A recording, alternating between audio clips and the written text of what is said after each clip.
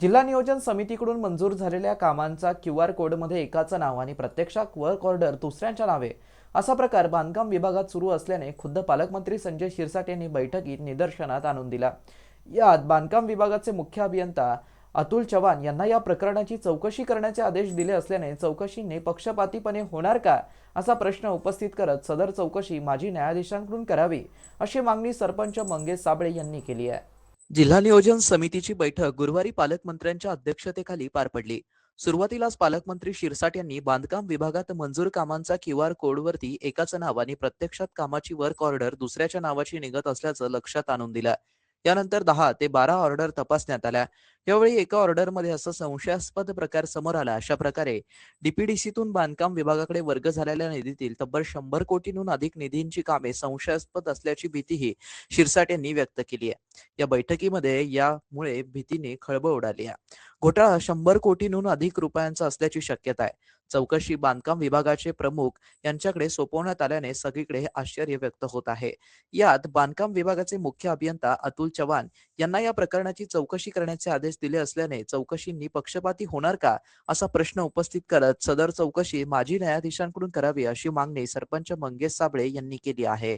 250 रुपये रोजंदारीनं शेतात काम करणारे आपण लोक आपल्याला 250 कोटीचा भ्रष्टाचार जास्त काही कानाला टोचणार नाही, कारण आपल्याला ते कळणारच नाही। या छत्रपती संभाजीनगरमध्ये 250 कोटी रुपयाचा भ्रष्टाचार झालेला आहे आणि या भ्रष्टाचाराची चौकशी करण्यासाठी जे बांधकाम विभागाचे अतुलजी चव्हाण आहे यांची नेमणूक करण्यात आली। खरं तर आमची मागणी अशी आहे की सन्माननीय निवृत्ती न्यायाधीश यांनीच या भ्रष्टाचाराची चौकशी करावी, कारण गोरगरीब कष्टकरी बांधवांसाठी आलेला पैसा त्या अधिकारी लोकांनी खाल्लेला आहे आणि तो कसा खाल्ला याची तपास करण्यासाठी अतुलजी चव्हाण यांची नेमणूक करण्यात आली आहे, ज्यांच्यावर आम्हाला मुळीच भरोसा नाही।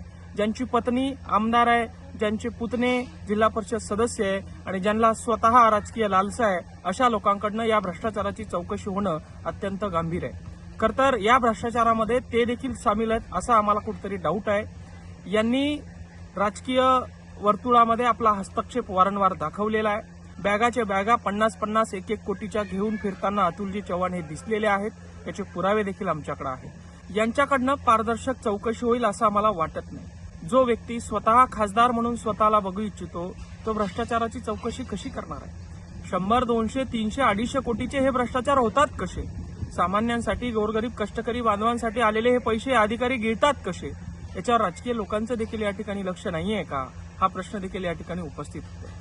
सामान्य लोकांसाठी येणारे 2000 रुपये जेव्हा बँकेत काढायला जायचं 2 तास त्या ठिकाणी बँकेतला कर्मचारी त्यांना उभं करून ठेवतो, मात्र 2-2, 250 कोटी तुम्ही दुसऱ्या स्कॅनरवर मारून देताय कुठलीही चौकशी न करता।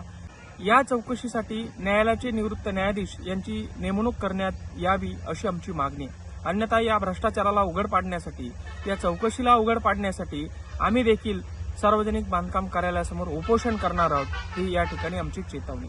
सरकारला देखील आमची विनंती आहे, या 250 कोटीच्या भ्रष्टाचारामध्ये योग्य ते धागेदोरे सापडायला पाहिजे, योग्य त्या व्यक्तींवर अधिकाऱ्यांवर कारवाई व्हायला पाहिजे। सामान्यासाठी आलेले पैसे असे लुबाडण्याचं काम जर काही अधिकारी करत असतील तर यांच्यावर कठोर कारवाई होऊन यांना कठोर शिक्षा झालीच पाहिजे। धन्यवाद। मित्रांनो, ही बातमी तुम्हाला कशी वाटली आमच्या कमेंट बॉक्समध्ये प्रतिक्रियेच्या स्वरूपात नोंदवायला विसरू नका।